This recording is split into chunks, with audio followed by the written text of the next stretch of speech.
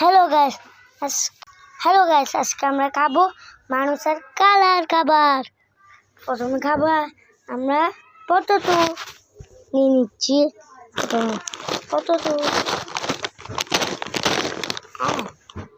প্রথমে খাই নিচ্ছি পটেটো।